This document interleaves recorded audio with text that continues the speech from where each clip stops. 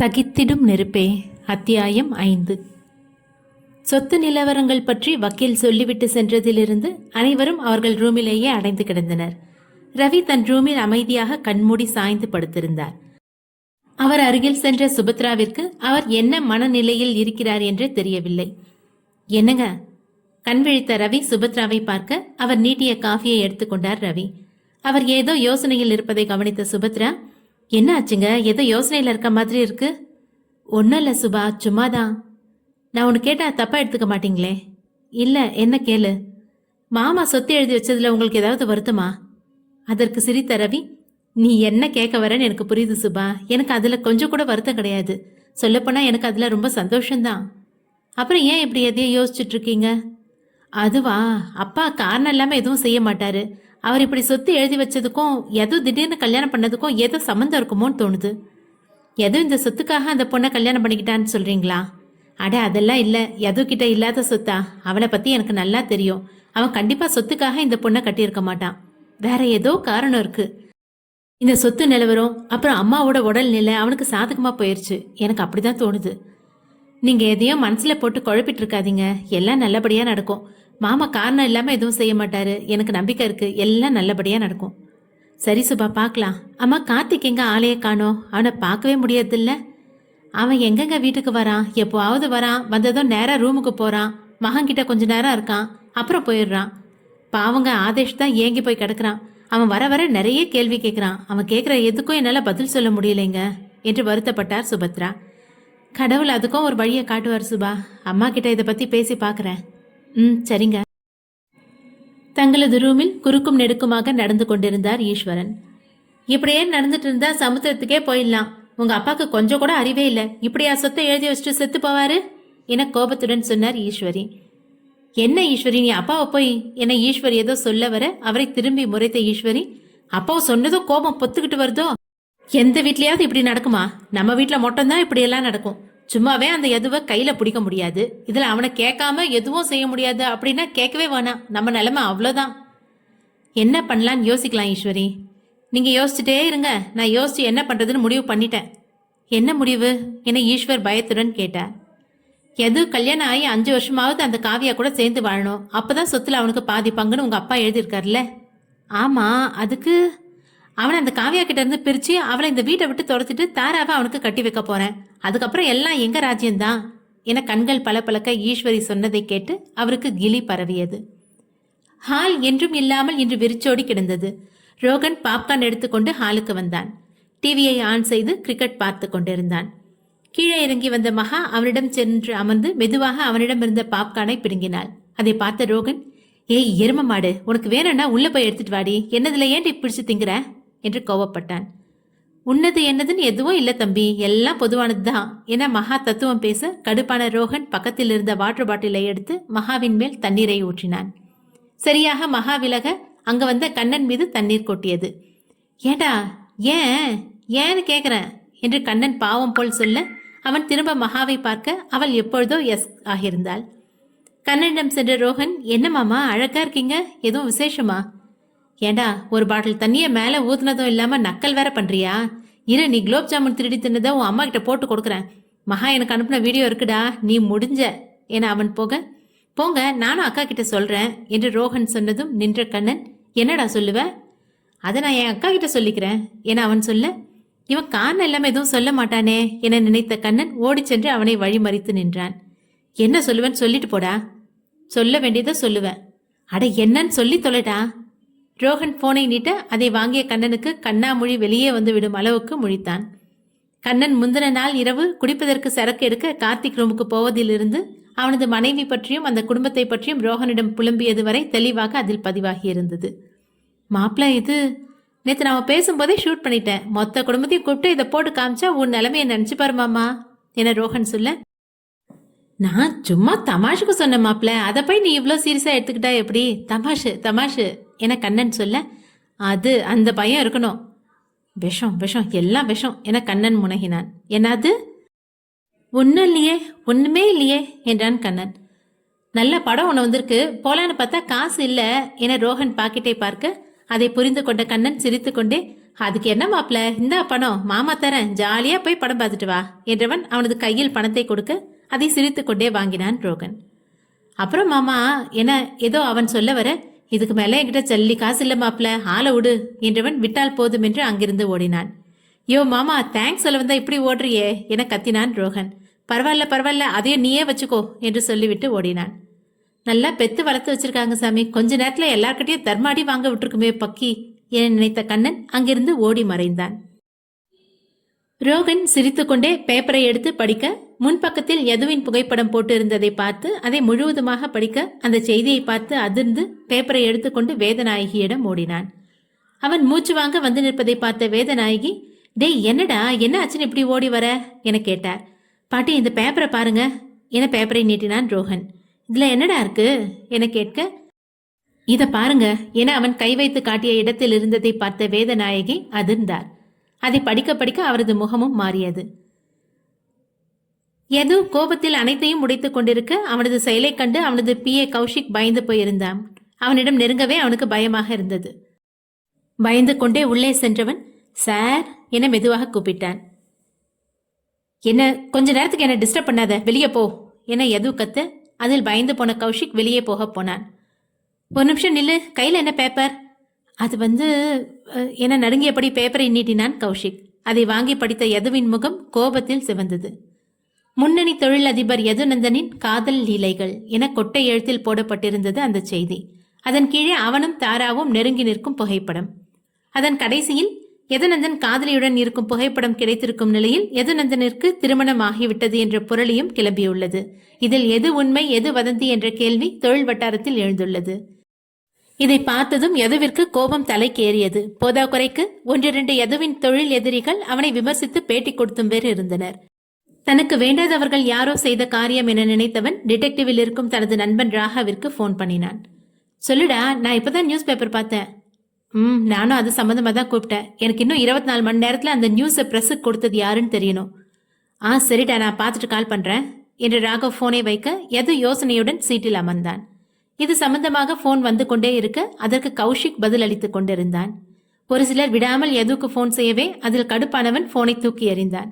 அவன் எண்ணமெல்லாம் வீட்டில் இதை எப்படி எடுத்துக்கொள்வார்கள் என்பதிலேயே இருந்தது. பாட்டியிடமிருந்து போன் வரவே சிறு தயக்கத்துடனேயே போனை எடுத்தான். சொல்லுங்க பாட்டி.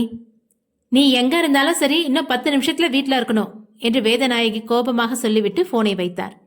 பாட்டியின் பேச்சிலேயே அவரது கோபத்தை உணர்ந்தான். இதை செய்தவர்கள் மீது கொலை செய்யும் அளவிற்கு கோபம் வர கோபத்தில் போனை மறுபடியும் தூக்கி எறிந்தான். நான் வீட்டுக்கு போறேன், யார் கேட்டாலும் நான் எங்க இருக்கேன்னு சொல்ல வேணாம், புரியுதா என யது கோபமாக சொல்ல கௌஷிக் தலையாட்டினான். கோபமாக வெளியே வந்தவன் காரை ஸ்டார்ட் செய்து புயல் வேகத்தில் அதை செலுத்தினான். மொத்த குடும்பமும் ஹாலில் தான் இருந்தது. அனைவரும் அந்த செய்தியை பற்றி தான் பேசிக் கொண்டிருந்தனர். ஈஸ்வரி மட்டும்தான் அந்த செய்தியை பார்த்து சந்தோஷத்தில் இருந்தாள்.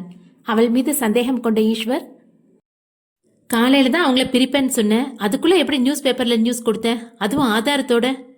அவரை முறைத்த ஈஸ்வரி, வாயை வச்சுட்டு சும்மா இருங்க, யாரோ எனக்கு நல்லது பண்ணியிருக்காங்கன்னு நான் சந்தோஷப்பட்டுட்டு இருக்கேன், நீங்க என்னடானா எனக்கு கோத்து விடுறீங்க. காலையில் நான் சொன்னதெல்லாம் உண்மைதான், ஆனா எனக்கும் அதுக்கும் சம்மந்தம் இல்லை என ஈஸ்வரி உறுதியாக சொல்லிவிட ஈஸ்வர் குழப்பம் அடைந்தார். என்ன அண்ணா இது புது பிரச்சனை என சேகர் சொன்னார்.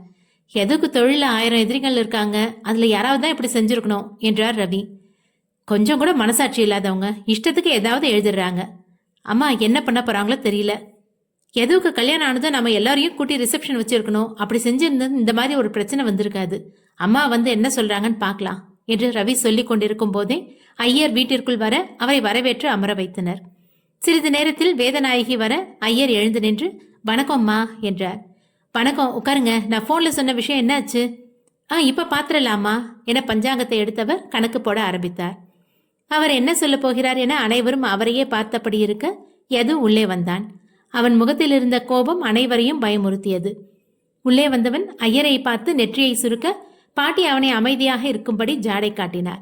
சிறிது நேரம் கழித்து நிமிர்ந்த ஐயர், நீங்க சொன்ன மாதிரி நலங்கு வைக்க தாலி பிரிச்சு கோக்க நல்ல அமோகமான நாள் இன்னும் 2 நாள்ல வருதுமா. அந்த அன்னைக்கு இந்த செஞ்சிங்கன்னா 2 பேரும் வளமும் செல்வமும் பெற்று நல்ல தம்பதிகளா வாழ்வாங்க என்றார் ஐயர். அதை கேட்டு மகிழ்ந்த வேதநாயகி, ரொம்ப நன்றி, இந்தாங்க என ஒரு பணக்கட்டை எடுத்து நீட்ட அதை வாங்கி கொண்டு விடை பெற்றார் ஐயர்.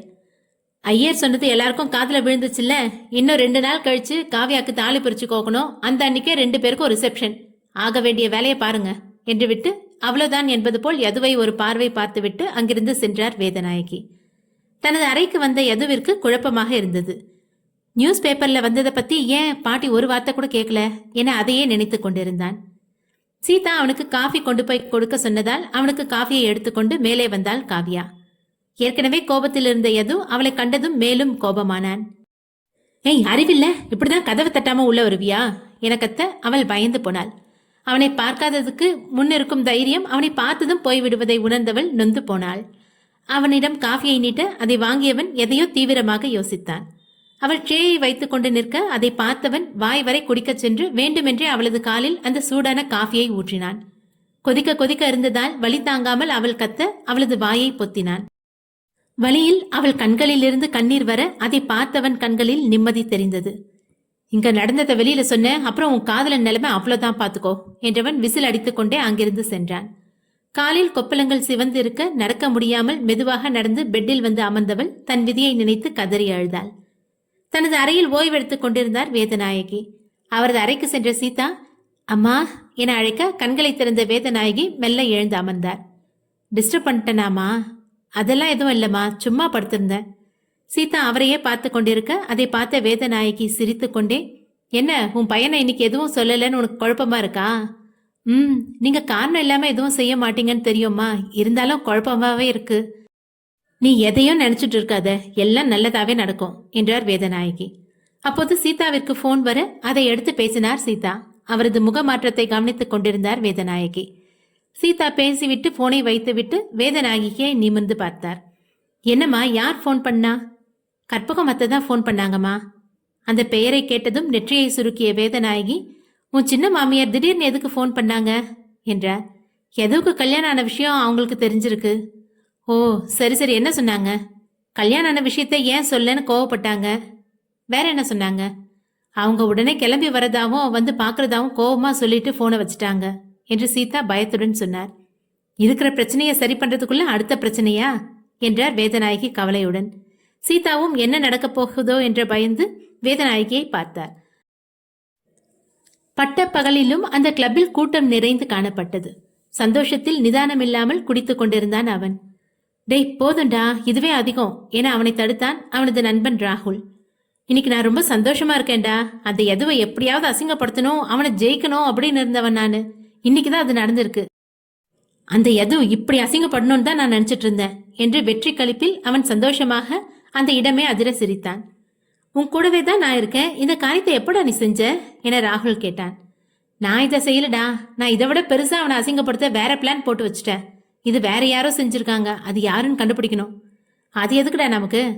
புரியாம பேசாதுடா. எதுவுக்கு எதிரி அப்படின்னா அவங்க நமக்கு நண்பன், நம்ம நண்பனை தேடி கண்டுபிடிக்கணும். நீ சொல்றது சரிதான். அதை விட நீ என்னமோ பிளான் பண்ணி வச்சிருக்கேன்னு சொன்ன, அது என்ன?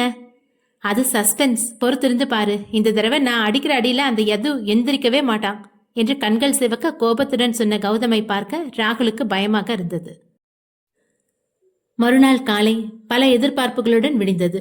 சீக்கிரமாகவே எழுந்த யது தன்னை சுத்தப்படுத்தி கொண்டு வந்தவன் பால்கனி சென்று நின்று சூரியோதயத்தை பார்த்தான். சிறிது நேரம் அங்கேயே நின்றவன் உடற்பயிற்சி செய்ய தன் ரூமில் இருந்த ஜிம்மிற்கு போனான். போகும் வழியில் சோஃபாவில் தன்னை குறுக்கி கொண்டு படுத்திருந்தவளை பார்த்தவன் அப்படியே நின்றான். அவளது அருகில் சென்றவன் அவளது காலை பார்த்தான். சூடாக காஃபியை ஊற்றியதால் நன்றாக சிவந்து கண்ணி போயிருந்தது. கால் பாதம் இரண்டும் வீங்கி போயிருந்தது. அதை பார்த்தவன் என்ன நினைத்தானோ இன்டர்காமை எடுத்து கிச்சனுக்கு கால் செய்தான். தனம் போன் எடுக்க சிலவற்றை சொன்னவன் உடனே கொண்டு வரும்படி சொல்லி போனை வைத்தான். சிறிது நேரத்தில் ரூம் கதவு தட்டப்பட சென்று கதவை திறந்தவன் தனத்தை வெளியே நிற்க வைத்து, கொடுங்கக்கா என கையை நீட்ட, தம்பி என்னாச்சு, மஞ்சள் பத்து போடுறதுக்கு கேட்டீங்க, ஏதாவது அடிபட்டுருச்சா என அக்கறையுடன் கேட்க, அதெல்லாம் எதுவும் இல்ல, நீங்க இதை யார்கிட்டயும் சொல்ல வேணாம் என்றவன் கதவை சாத்திவிட்டு உள்ளே வந்தான். ஒரு சேரை எடுத்து அவள் காலுக்கு அருகில் போட்டவன் அவளது பாதத்தை எடுத்து தன் தொடையின் மீது வைத்தான். தனம் கொடுத்து விட்டு சென்றதை கையில் எடுத்தவன் அங்கிருந்த மயில் இறகால் அவளுக்கு மஞ்சள் பத்து போட்டு விட்டான். அவள் வலியில் முனக காயப்பட்ட இடத்தில் மெதுவாக ஊதியும் விட்டான். அவள் மறுபடியும் உறங்க அவன் தன் வேலையை தொடர்ந்தான். முழுதாக பத்து போட்டு முடித்தவன் அவன் போட்டு விட்டதற்கான எந்த தடயமும் இல்லாமல் எல்லாவற்றையும் சுத்தம் செய்துவிட்டு அங்கிருந்த உடற்பயிற்சி கூடத்திற்கு சென்றான். அவன் சென்றதும் கண்களை திறந்தவள் மெதுவாக எழுந்தமர்ந்தாள். காலில் கொஞ்சம் வலி குறைந்திருப்பதை உணர்ந்தவள் குனிந்து காலை பார்க்க காலில் மஞ்சள் பத்து போட்டிருப்பதை பார்த்தவள் குழப்பமடைந்தாள். யாரு போட்டிருப்பா? அந்த ராட்சசனா போட்டு விட்டுருப்பான் என நினைத்தவள் பிறகு சச்ச, அவன் எதுக்கு போட போறான்? காயம் உண்டாக்குனதே அவன்தான். அவனா மருந்து போட்டிருக்க போறான்.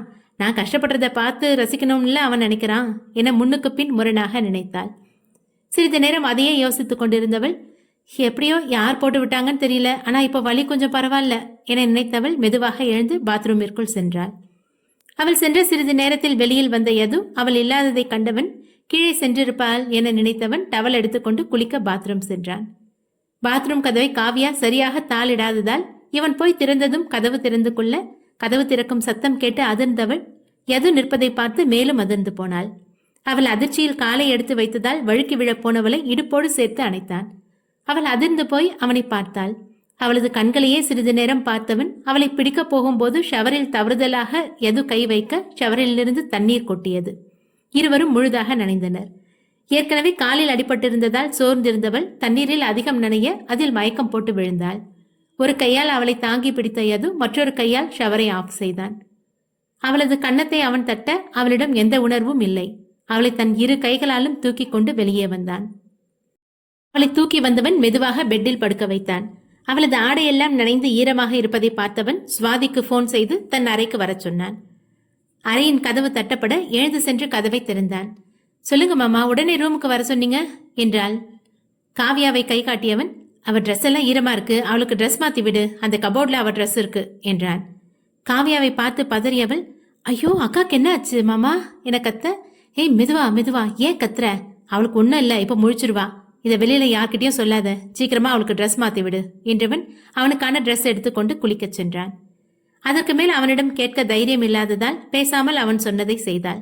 அவளுக்கு ட்ரெஸ் மாற்றி விற்றவள் அவளது தலைமுடியை ஹேர் ட்ரையர் கொண்டு காய வைத்தாள். யது ரெடியாகி வர சுவாதி எழுந்து நின்றாள். முடிஞ்சதா என்று யது கேட்க முடிஞ்சது மாமா என்றாள் மெதுவாக. சரி நீ போ என்றான் யது. மாமா அது அக்கா என அவள் திணற, உன்னை போன்னு சொன்ன என யது கத்த அதில் பயந்து போன சுவாதி அங்கிருந்து சென்றாள். கண்களை மூடி படுத்திருக்கும் காவியாவையே பார்த்து கொண்டிருந்தவன் நேரமானதை உணர்ந்து கீழே சென்றான். கீழே வந்த சுவாதிக்கு என்ன செய்வதென்றே தெரியவில்லை. யாரிடமும் சொல்லவும் அவளுக்கு பயமாக இருந்தது. யது கீழே இறங்கி வருவதை பார்த்தவள் பேசாமல் தனது அறைக்குள் சென்று முடங்கினாள். அவன் கீழே இறங்கி வருவதை பார்த்த சீதா வாக்கு நான் சாப்பிடலாம் என அழைக்க அவன் சென்று அமர்ந்தான். அவனுக்கு பரிமாறிய சீதா, காவியா எங்க கண்ணா, காலையில இருந்து கீழே வரவே இல்லை என கேட்க சாப்பிட்டு கொண்டிருந்த யதுவிற்கு புரை ஏறியது. தண்ணீரை எடுத்து குடித்தவன் அவளுக்கு தலை வலிக்குதுன்னு படுத்திருக்காமா என வாய்க்கு வந்ததை சொன்னான். அப்படியா, முன்னாடியே சொல்லிருக்கலாம்ல கண்ணா, சரி நீ சாப்பிடு, நான் போய் பாக்குறேன் என சீதா சொல்ல போக இல்லம்மா வேணாம், அவ டேப்லெட் போட்டுட்டு தூங்கிட்டு இருக்கா, ரெஸ்ட் எடுக்கட்டும், டிஸ்டர்ப் பண்ண வேணாம் என்றான் யது. சரிடா நான் போய் சாப்பாடு கொடுத்துட்டு வரேன் என சீதா சொல்ல, இல்லம்மா சாப்பாடு போட்டு கொடுங்க, நானே கொண்டு போறேன். அது என சீதா ஏதோ சொல்ல வர அவரை தடுத்த ராம்குமார், அதான் அவன் கொண்டு போறேன்னு சொல்றான்ல, அவன் பொண்டாட்டிக்கு அவன் கொண்டு போறான் விடு என சொல்ல சீதா அமைதியானார். அவசரமாக சாப்பிட்டு முடித்த யது சீதா கொடுத்த சாப்பாட்டை வாங்கி கொண்டு மேலே சென்றான். அவன் சென்றதையே சீதா பார்த்து கொண்டு நிற்க அதை பார்த்த சேகர், என்னாச்சுக்கா எதுவே பார்த்துட்டு இருக்க என கேட்டார்.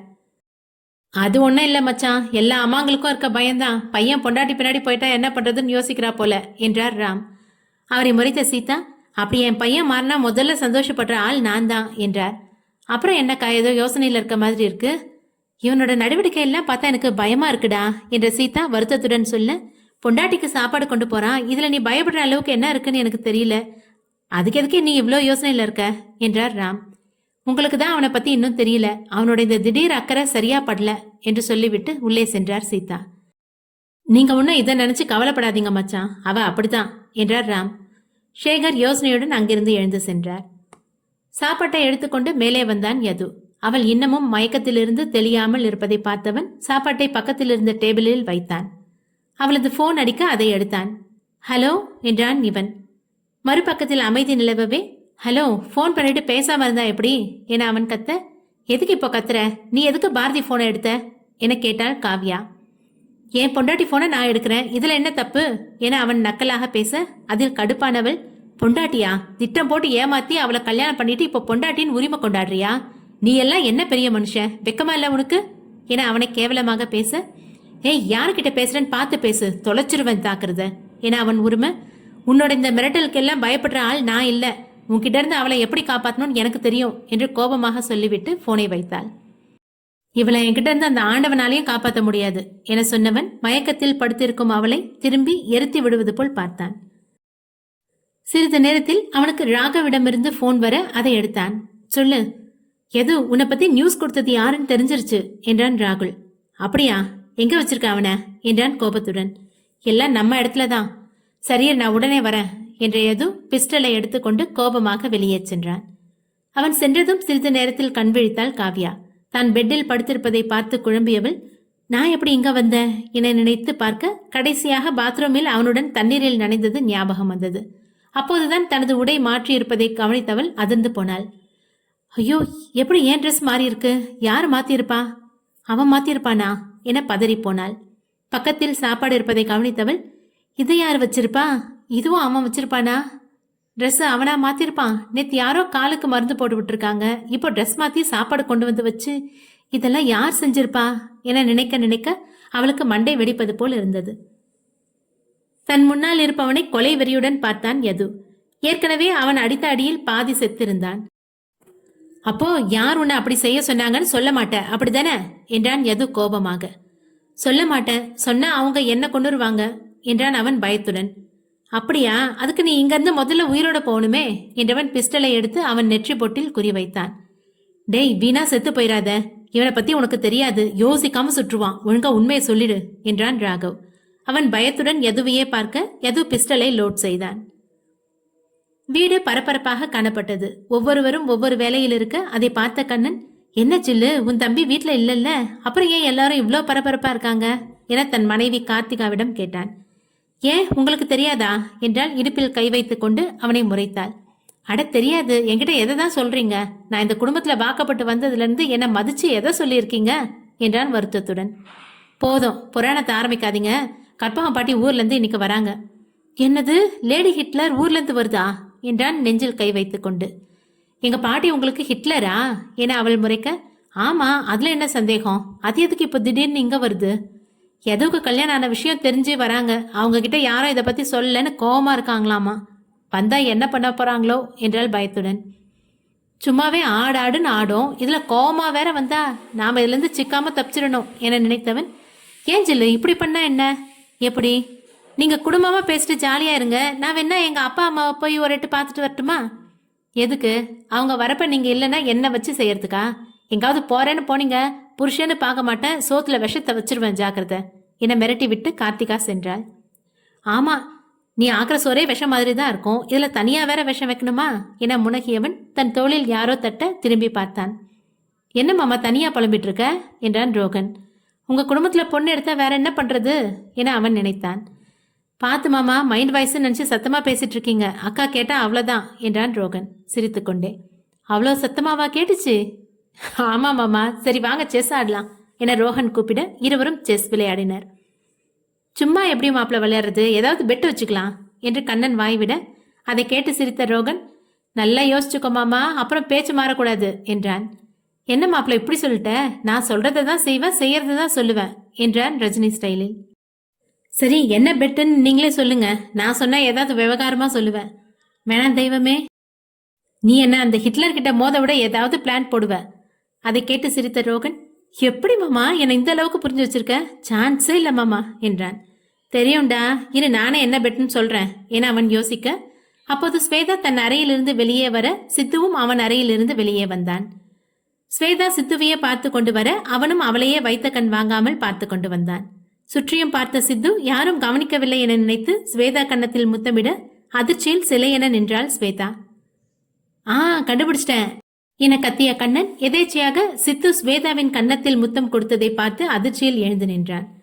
முத்தம் கொடுத்துவிட்டு எதுவும் நடக்காதது போல் கீழே இறங்கி வந்தான் சித்து. கண்ணன் இன்னும் அதிர்ச்சி மாறாமல் அப்படியே நின்றிருக்க அவனை உலுக்கிய ரோகன், என்னாச்சு மாமா, ஏன் இப்படி சில மாதிரி நின்றுட்டு இருக்க? மாப்ள, நீ ஏதாவது பார்த்த? இல்லையா மாமா? நீ பார்த்தாலும் பார்க்கலன்னு தானடா சொல்லுவ. சிரித்து கொண்டே வந்த சித்து கண்ணனின் தோளில் தட்டிவிட்டு, என்ன மாமா எதையோ பார்த்து பயந்து போன மாதிரி நின்றுட்டு இருக்க என்றான். யாருடா நீ என்பது போல் கண்ணன் அவனை பார்த்தான். சித்து நீ வா நாம விளையாடலாம் என ரோஹன் அழைக்க ரோஹனும் சித்துவும் விளையாடினர். என்ன நடக்குதுங்க? அவன் முத்தம் கொடுத்துட்டு வந்துட்டு எதுவும் நடக்காது போல உட்காந்துருக்கான். இவனும் அதை பார்த்துட்டு ஆனா பார்க்காத மாதிரி விளையாட கூப்பிடுறான். இதை சொன்னாலும் இந்த வீட்டில் யாரும் நம்ப மாட்டாங்க. நம்மளை தான் போட்டு வெளுப்பாங்க. நமக்கு எதுக்கு வம்பு? இருக்கிற இடம் தெரியாம இருந்துட்டு போயிடணும். நான் எதையும் பார்க்கல என தனக்குள் பேசியவன் அங்கிருந்து நழுவினான். கோபமாக காரை எடுத்த யது நேராக தாராவின் வீட்டில் சென்று காரை நிறுத்தினான். கோபமாக இறங்கியவன் காரின் கதவை அடித்து சாத்திவிட்டு உள்ளே போனான். அவனை பார்த்த தாராவின் அம்மா ரேகா, வா யது, என்ன சாப்பிட்ற என கேட்க அதை பொருட்படுத்தாமல், தாரா எங்க என்றான் கோபமாய். அவர் ரூம்ல இருக்கான், நீ என அவர் சொல்லி முடிப்பதற்குள் அவன் மேலே ஏறி இருந்தான். என்னாச்சு, இவன் ஏன் இவ்வளோ கோபமா போறான் என நினைத்த ரேகா அவன் சாப்பிட ஏதாவது கொண்டு வரலாம் என உள்ளே சென்றார். மேலே சென்ற யது கோபமாக கதவை திறக்க டெடி பொம்மையை அணைத்தபடி தூங்கிக் கொண்டிருந்தாள் தாரா. பக்கத்தில் ஜக்கில் இருந்த தண்ணீரை எடுத்து அப்படியே அவளின் மேல் ஊற்று அதில் பதறிப்போய் எழுந்தாள் அவள். ஷீட், யார் இப்படி என கத்திக்கொண்டே நிமிர்ந்து பார்க்க யது இருந்ததை பார்த்தவள், எது டார்லிங் என தாவி அவனை அணைத்துக் கொண்டாள்.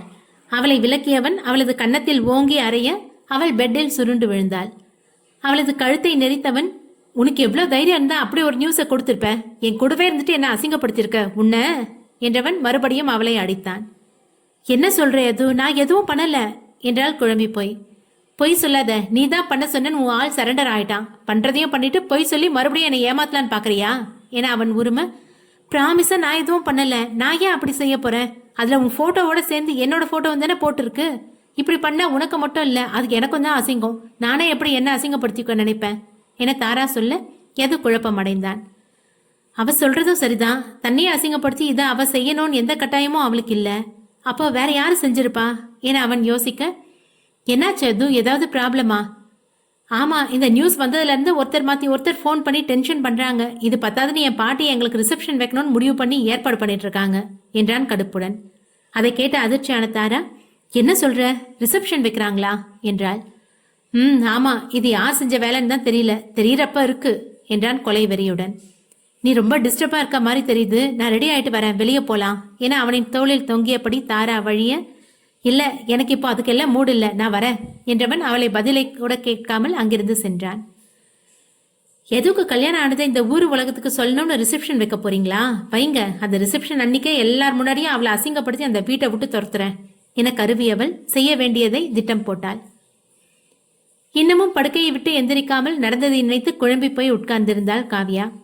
யார் தனது உடையை மாற்றி இருப்பார்கள் என அதையே நினைத்துக் கொண்டிருந்தாள். எவ்வளவு யோசித்தும் அவளால் ஒரு முடிவுக்கும் வர இயலவில்லை. யது உள்ளே வந்ததை கூட கவனிக்காமல் அவள் அதை பற்றியே யோசித்துக் கொண்டிருந்தாள். உள்ளே வந்த யது அவள் வெகு நேரம் அப்படியே உட்கார்ந்திருப்பதையும் வைத்த சாப்பாடு அப்படியே இருப்பதையும் பார்த்தவன் கோபமடைந்தான். ஏய் என அவன் கத்த அதில் நிகழ்காலத்துக்கு வந்தவள் அப்போதுதான் யது அங்கிருப்பதை பார்த்தாள். சாப்பாடு சாப்பிடாம எதுக்கு அப்படியே வச்சிருக்க? சாப்பாடு வேஸ்ட் பண்ணா எனக்கு பிடிக்காது. சாப்பிட்றதே தண்ட சோறு, இதுல அதை வேற வேஸ்ட் பண்றியா என அவன் கோபத்தில் வாய்க்கு வந்ததை கத்த காவ்யாவின் கண்களிலிருந்து கண்ணீர் வந்தது. கோபமாக எழுந்தவள் தன் பேக்கை எடுத்தாள். அதில் வைத்திருந்த எல்லா பணத்தையும் எடுத்தவள் அதை எண்ணாமல் அவனது கையில் கொடுத்தாள். இது இவ்வளோ நாளும் இந்த வீட்டில் தங்கினதுக்கும் சாப்பிட்டதுக்கும் ஆன பணம். இனியும் இந்த வீட்டில் தங்குறதுக்கும் சாப்பிட்றதுக்கும் ஆகிற பணத்தை உங்ககிட்ட கொடுத்துருவேன். எனக்கு துளியும் சம்மந்தம் இல்லாத யாரோட உழைப்பிலையும் அண்டி பிழைக்கணும்னு எனக்கு எந்த அவசியமும் இல்லை என கோபமாக சொல்லிவிட்டு அங்கிருந்த சாப்பாட்டை எடுத்து சாப்பிட்டாள். அவள் முன் சொடக்கு போட்டவன், இந்த வெட்டி வீராப்புக்கெல்லாம் ஒரு குறைச்சலும் இல்ல, நீ போட்ட ஒப்பந்தம் நமக்குள்ள இருக்கணும். தேவையில்லாம இதை யார்கிட்டயும் சொல்லி சீன் கிரியேட் பண்ணக்கூடாது என அவன் நக்கலாக சொல்ல, நான் யாருக்கிட்டையும் சொல்ல மாட்டேன், சீன் கிரியேட் பண்ணணும்னு எனக்கு எந்த அவசியமும் இல்லை என்றவள் சாப்பிட்டு முடித்திருக்க பிளேட்டை எடுத்துக்கொண்டு கீழே சென்றாள். பாக்குறேன்டி, எப்படி நீ சொன்ன மாதிரி பணத்தை கொடுக்குறேன்னு. நீ எப்பவும் என் நிழல தான் வாழணும். உன்னோட இந்த திமிரை அடக்கி என் காலில் விழ வைக்கிறேன்டி என கோபமாக சொன்னான் யது. காஃபி ஷாப்பில் அமர்ந்திருந்தனர் தாராவும் பிரீத்தியும். வந்ததிலிருந்து அமைதியாகவே இருந்த தாராவை பார்த்தவள் பொறுமை இழந்து, ஹே என்னாச்சு உனக்கு? நானும் பார்க்குறேன், வந்ததுலேருந்து எதுவும் பேசாம இப்படி அமைதியா இருந்தா என்ன அர்த்தம் என்றாள் பிரீத்தி. உங்க வீட்டில் என்னதான் நடக்குது, எல்லாத்தையும் தெளிவா சொல்லு. வக்கீல் வந்துவிட்டு சென்றது, நியூஸ் பேப்பரில் வந்த செய்தி, ரிசப்ஷன் வைக்க முடிவு பண்ணியது என அனைத்தையும் விரிவாக சொன்னாள் பிரீத்தி. ஓ, இவ்வளோ நடந்திருக்கா என்றவள் அடுத்து செய்ய வேண்டியதை பற்றி யோசிக்க ஆரம்பித்தாள். அவள் யோசிப்பதை பார்த்த பிரீத்தி, மறுபடியும் என்ன யோசிக்கிற என்றாள் சலிப்புடன். இந்த ரிசப்ஷன்ல அந்த காவியாவை எல்லார் முன்னாடியும் அசிங்கப்படுத்தி வீட்டை விட்டு அனுப்பணும். அப்புறம் நான் ஈஸியா எதுவோ கல்யாணம் பண்ணிப்பேன். எப்படி அவளை வீட்டை விட்டு துரத்துறது? அதுக்கும் என்கிட்ட பிளான் இருக்கு, சரி கிளம்பு என அவள் கையில் பெட்டியை எடுக்க அதை பார்த்த பிரீத்தி, என்ன பெட்டியும் கையுமா வந்திருக்க? அவளை அந்த வீட்டை விட்டு துரத்துற வரைக்கும் நான் அங்கதான் இருக்க போறேன். ஈஸ்வரி சித்திக்கிட்ட எல்லாம் பேசிட்டேன், நீ வா போலாம் என்று எழுந்தாள் தாரா. இருவரும் அங்கிருந்து கிளம்ப இவ்வளவு நேரமும் அவர்கள் பேசிக் கொண்டிருந்ததை கேட்டுக் கொண்டிருந்தவன் போனை எடுத்து யாருக்கும் அதை சொல்லிவிட்டு அவர்களை பின்தொடர்ந்து சென்றான்.